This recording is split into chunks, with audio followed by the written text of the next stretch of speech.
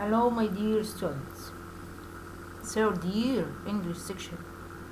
This is Fatma Mahmoud Al-Maram, and this is our third online section in our course Cost Accounting course. Today is the final revision for your midterm exam, because next week you will have a midterm exam. So we need to revise some points and make sure that you understand these points, because it's very important. As we said before, that the cost cycle depends on the decision of production, and it begins by, as we know, any production process have 3 stages. The first stage is inputs. Inputs here in our course is the direct material, direct labor, or any expenses that we call it indirect manufacturing costs.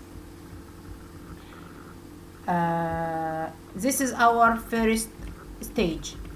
Then stage 2 is processing to the inputs, and this processing will produce 2 types of outputs, which are work in process goods and finished goods.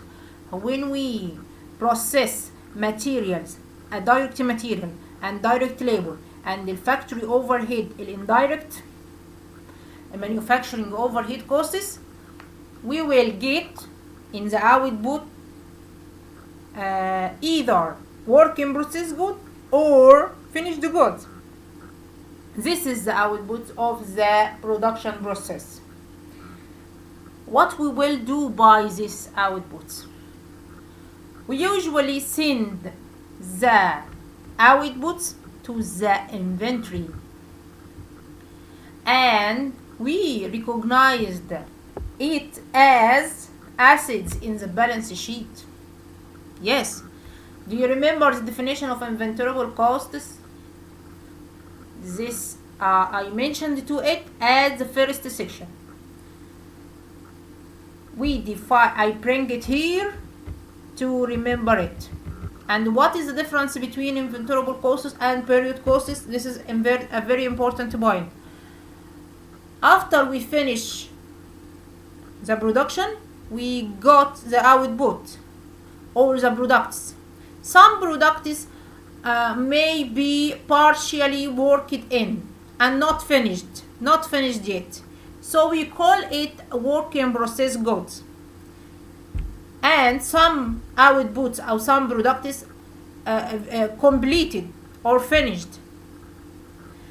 So we send this work in process goods and finished goods to inventory and recognized as assets in the balance sheet. But if these finished goods are sold, it will be recognized as cost of goods sold in the income statement. Let's define let's remember the definition of inventoriable costs. Inventoriable costs are all costs of a product that are considered as an asset in a company balance sheet when the costs are incurred, when the costs are already happened, and are expensed as a cost of goods sold only when the product is sold. Only when the product is sold. This is the inventoriable costs. So we mean here that all manufacturing costs that happen during the production process is called inventoriable costs. This is in the manufacturing companies. We have another type of cost. We called it in the first section period costs. What's the definition of period cost? It's all costs other than cost of goods sold.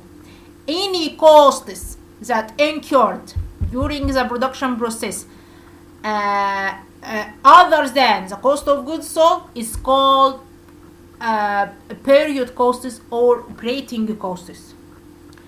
These costs or operating costs or period costs incurred during the accounting period and treated as expenses of the accounting period that is happened in it, or treated as expenses in the accounting period in which they are incurred. Is it clear?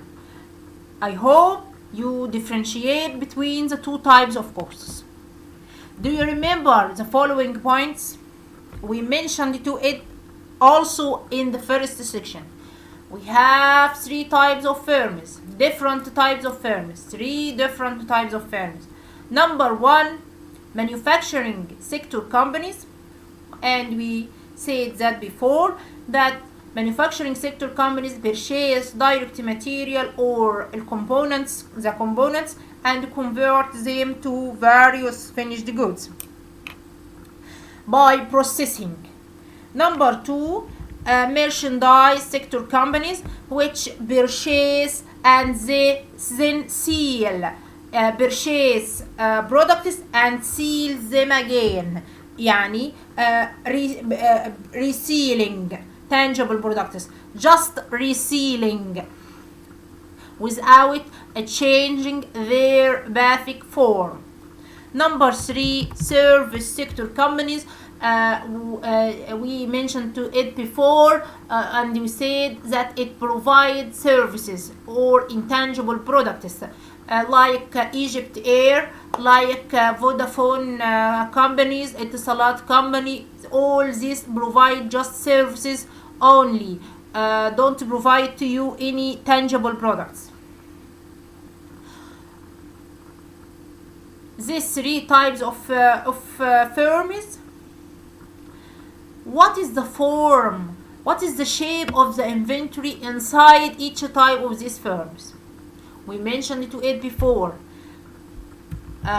We have different types of inventories, but we must classify them according to the company nature. First, in the manufacturing companies, we have three different types of inventories. As we said above, that manufacturing companies purchase direct material, purchase components of direct material, and process it to finish the goods. So you may have one of three types of these three types inventory, or either direct material inventory. We can define it by resources in stock or materials in stock. You may have work in process inventory, which is goods that are partially worked in, not yet finished, not yet completed. You may have finished goods inventory, and this is finished goods, completed good, but not yet sold. Second, merchandise sector companies, and this type of companies have only one type of inventory, which is merchandise inventory. As we said before, or as we said above, this type of companies just resell the product, resell it.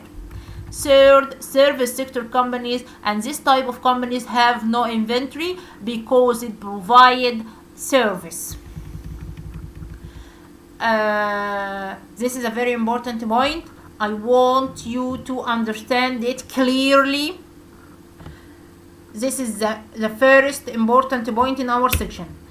Let's go to another point, which is a classification of costs in the manufacturing companies. As Dr. Sayed classified it in the first section, Dr. Sayed classified these costs with you. Costs classification in manufacturing companies. We know that manufacturing companies have a manufacturing department and marketing department and financial and administrative department. So let's start with the manufacturing department. When we talk about manufacturing department, what costs incurred inside this department? We have direct material costs, we have direct labor costs, we have indirect manufacturing overhead costs. Like what? Indirect manufacturing overhead costs like what? For example, indirect material, indirect labor, and any other expenses such as maintenance, depreciation, insurance, rent, heating, supplies, electricity.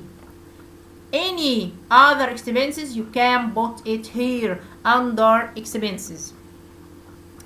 These are the main types of costs: direct material cost, direct labor cost, indirect manufacturing overhead costs or expenses. As we know, direct material variable related to direct material related to the cost object, direct material, and it increase when the production increase, so it's a variable. Direct labor, like direct material, it's variable. There is a direct relationship between direct labor cost and production output or level of activity. Indirect manufacturing overhead costs, and it contains the two types. Some of it, part of it is variable and another part is fixed. Let's move to the marketing department. What costs is related to the marketing department? We can say indirect material, and it may be variable, maybe fixed. Indirect labor, and it may be variable and may be fixed. And other expenses, other marketing expenses, and it may be variable and fixed. And the final part is financial and administrative department, and its expenses all fixed, which they are indirect material, indirect labor, and expenses. All these the expenses are fixed which are in the financial and administrative department. All this fixed. I hope you understand this classification and know it very clearly. All of the above points will help you to understand the following point, which is how costs flow. How costs flow from the balance sheet to the income statement. How costs move. The cost of goods manufactured and the cost of goods sold section, which is in the income statement. When you open the income statement, you will find a special part of it is related to cost of goods sold, and one of its component is cost of goods manufactured. Cost of goods manufactured and the cost of goods sold is the actual flow of costs throughout the production process. In the next figure, in the next two figures, you will know how inventoriable costs go through the balance sheet accounts of direct material and work in process and finished goods before entering to the cost of goods sold in the income statement. So this figure is a very important figure.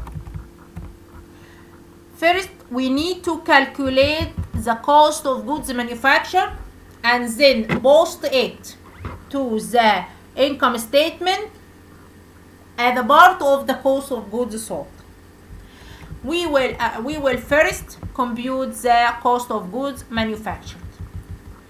How we can compute the cost of goods manufactured? The cost of goods manufactured consists of what? It can be computed in 3 steps. First step, you have to compute the direct material, all direct material used in the production process. Then you have to compute direct labor and indirect manufacturing overhead costs included in the production process. This is the second step. Third, you have to compute the work in process in the beginning and in the ending to calculate the cost of goods manufactured. Let's explain it in details. In the production process, we have inputs. Yes, that we said it at the beginning of the section. What are the inputs of your production process? We said that direct material used, direct labor, and manufacturing overhead costs. This is the three main inputs to your production process. We need to compute them, all the three. طيب أول حاجة, how we compute the direct material use? Direct material used computed by this formula, and it's cleared in the step 1. We must compute beginning inventory of direct material at January 1, beginning inventory, plus any purchases during the year. Any purchases during the year of direct material, we add it to the beginning inventory. We will obtain cost of direct material available for use. Then we deduct the ending inventory of direct material used December 31 at the end of the year. So we will have a direct material used. This is a formula in step 1. This is a formula, or this is equation, will show you how to compute direct material used. And this is the first input element in the production process. The other input, second input, is direct manufacturing labor. The third input element in the production process is manufacturing overhead costs or indirect manufacturing overhead costs, factory overhead costs, which consists of indirect manufacturing labor, supplies, heat and light power expenses, depreciation expense, miscellaneous, any other expenses can be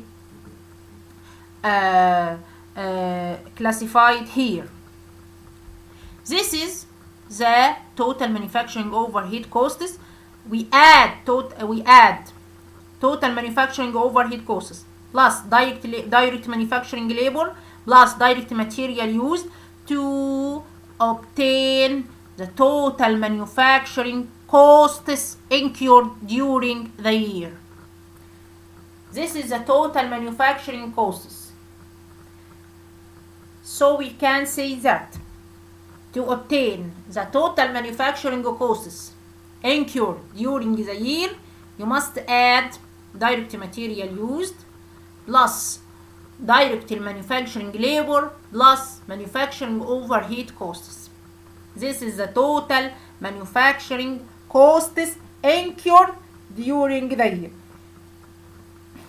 The third step is to add beginning work in process inventory to the manufacturing costs and deducting ending work in process inventory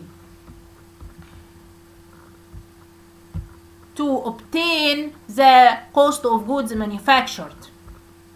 This is what we want to compute from the first, and this number and this element will be posted to the cost of goods sold in the income statement.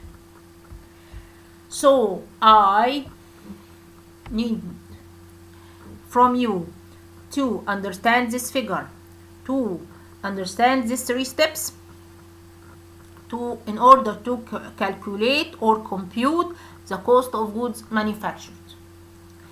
Let's move to another figure which is related to the income statement and will show you how the cost of goods manufactured posted in the income statement. This is a usual figure for an income statement that consists of revenue minus cost of goods sold, give us will we obtain gross margin or gross profit. This is an usual step for you.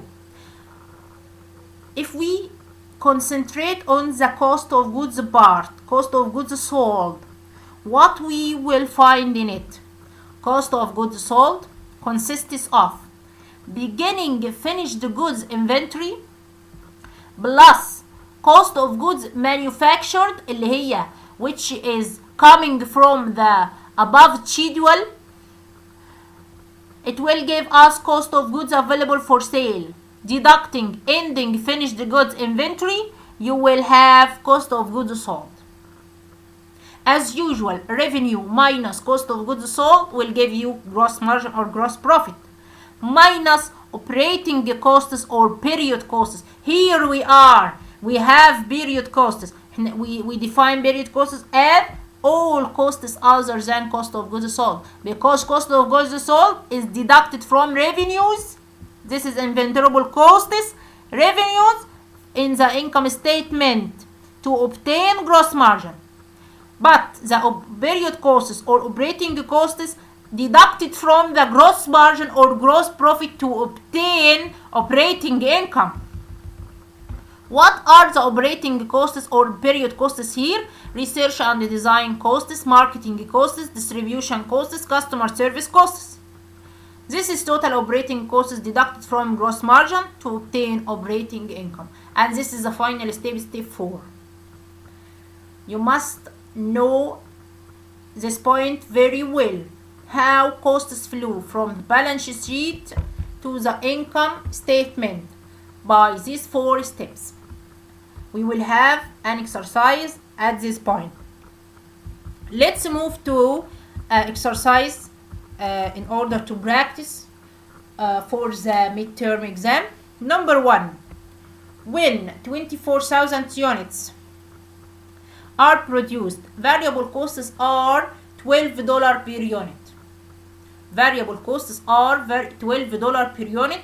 We know that variable cost per unit is constant related to the level of activity, and this is didn't change regardless of the level of activity. So when we produce 18,000 units, variable cost per unit will remain constant and never change. It will be $12 per unit as the question says. Number 2, Black Horse Manufacturing Company currently produce 4,000 bicycles per month. The following per unit data applying for sales to regular customers.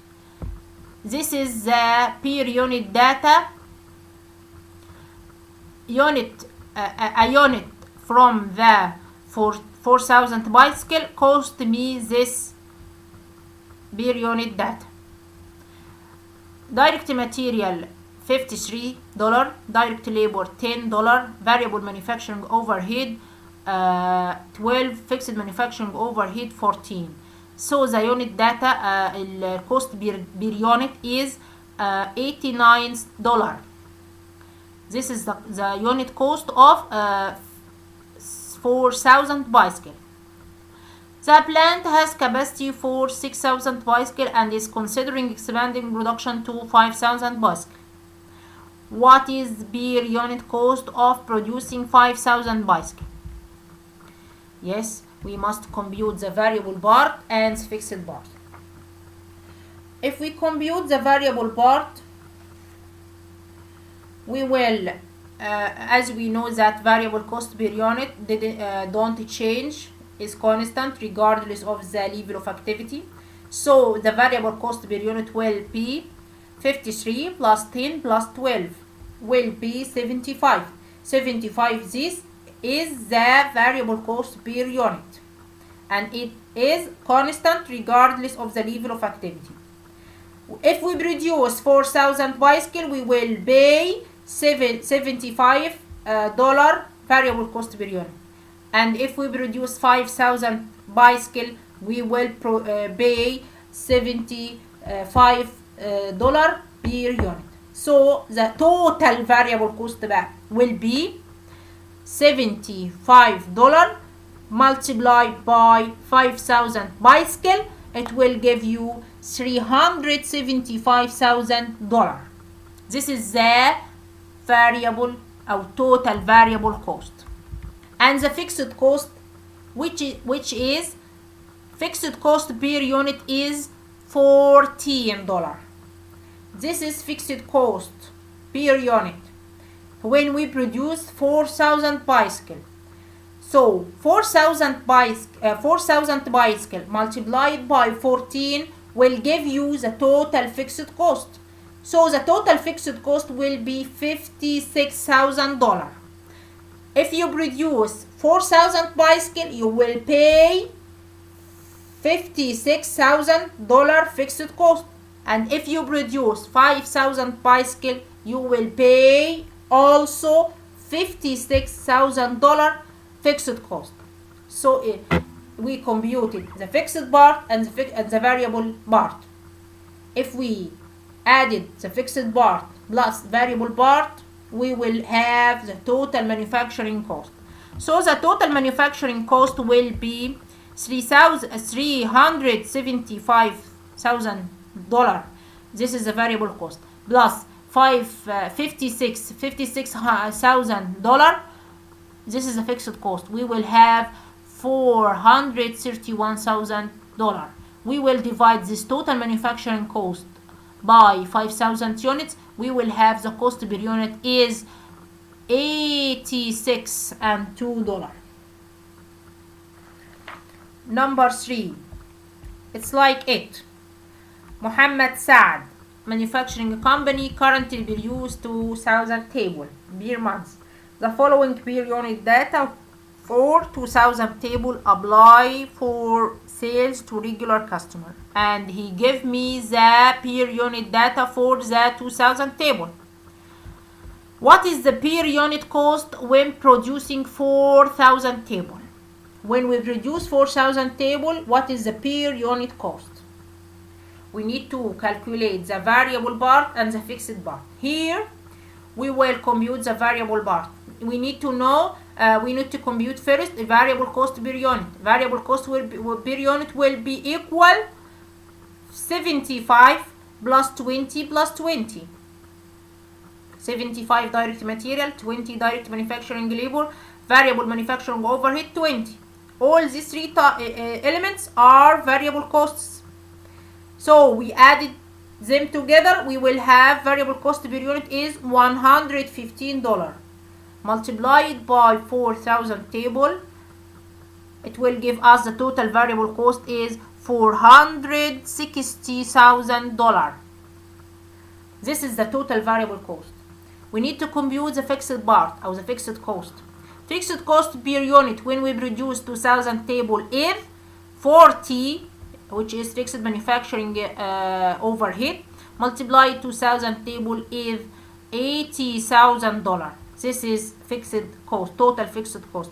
When we add total variable cost to the total fixed cost, we will have the total manufacturing cost $540,000.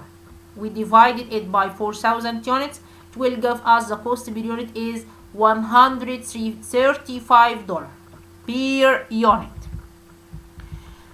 Number 4. Tommy Company reported the following. Total manufacturing cost is $480,000. Units manufactured 8,000. Units sold 7,500 units. Sold for $90 per unit. Beginning inventory 2,000 units. What is the average manufacturing cost per unit? Average manufacturing costs. Average manufacturing cost is equal total manufacturing costs divided by units manufactured. Total manufacturing cost is it's given here $480,000 divided by 8,000 units. It's a given. So you will have the cost per unit. Our average manufacturing cost per unit is $60 per unit. Number 5, Zara company reported the following. Manufacturing costs $360,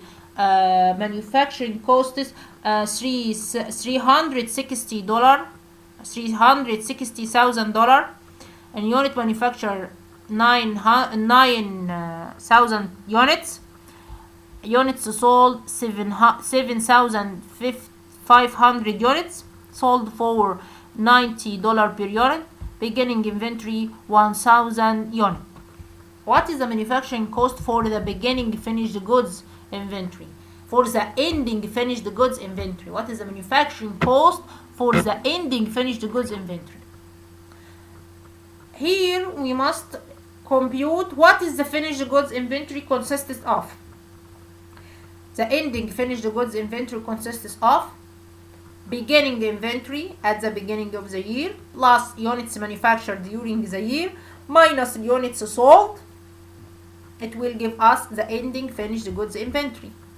So we have 1,000 units at the beginning. Then we manufactured 9,000 units during the year, and we sold 7,500 units during the year. So this is the components of ending finished goods inventory. And we need to compute the cost per unit in order to compute the cost of in order to compute the manufacturing cost for the ending finished goods inventory. The cost per unit will be computed by dividing the manufacturing cost on units manufactured. So we divide $360,000 by 9,000 units. It will be $40 per unit. $40 per unit. This is the cost per unit, and we multiplied it by the unit in the ending finished goods inventory to have the cost of ending finished goods inventory, and that will be $100,000. Number 6, Mark and Spencer Company reported the following. Manufacturing costs $187,000. Units manufactured 17 units. Units sold 8,500 units. Sold for $50 per unit. And beginning inventory 3,400 units. This is beginning inventory. What is the average manufacturing cost per unit? Average manufacturing cost per unit equal total manufacturing cost divided by units manufactured. So the average will be $187,000 divided by 17,000 units. It will be $11 per unit. Number 12, Aldo Company reported the following. Manufacturing cost is $187,000. Units manufactured 17 units. Units sold 8,500 units. Sold for $20 per unit. Beginning inventory 3,400 units. What is the cost of ending finished goods inventory? As we computed it first before, we must know what is the component of finished goods inventory. As we said before, beginning inventory units plus units manufactured during the year minus units sold. It will give you the components of ending finished goods inventory. We need to compute the cost per unit to multiply it by units in order to have the cost of ending finished goods inventory, and it will be $130 and $900,000. Number 12, Al Jawhara Manufacturing reported the following. This statement consists of revenues beginning inventory of direct material Jan 1 2019, purchases of direct material ending inventory of direct material December 31. Direct manufacturing labor and indirect manufacturing costs, beginning inventory of finished goods and cost of goods manufactured. And the most important element here is our operating costs. So the required is how much of the above would be considered period costs for Al Jawhara Manufacturing Company. If you looked at this table, you will find all the components here are inventoriable costs, except one element, which is operating costs. As we defined it before, it's period costs, and we considered it are distribution costs, service and customer service costs, electricity, and we showed it before in the income statement. So the required here is a very simple requirement. What is the operating or period costs? The operating costs are the period costs, which is $152,000. This is the operating costs. And this is, I like this example. This is a very important problem, and this focus on how costs flow from the balance sheet to the income statement. He gave me some data. We'll give you some data, and this data not arranged. These data are not arranged. Like مثلا marketing and distributing customer service costs $37,000. Merchandise inventory January 1 2019. Utilities, general and administrative costs, merchandise. All elements here are not arranged, and he wants you to arrange it and compute the following elements. Number 1, compute the cost of goods purchased. دي أول حاجة. Number 2, cost of goods sold. رقم 2. رقم 3, prepare the income statement for the year. So, as the two previous figures in our section showed, first we will compute, because this company is a merchandise company. How did we know that? Because of the inventory. Inventory here is merchandise inventory, not finished goods, not manufactured goods, not work in process goods. This is a merchandise company. So we will compute the cost of goods purchased, not cost of goods manufactured, but it computed as the same way we took it before.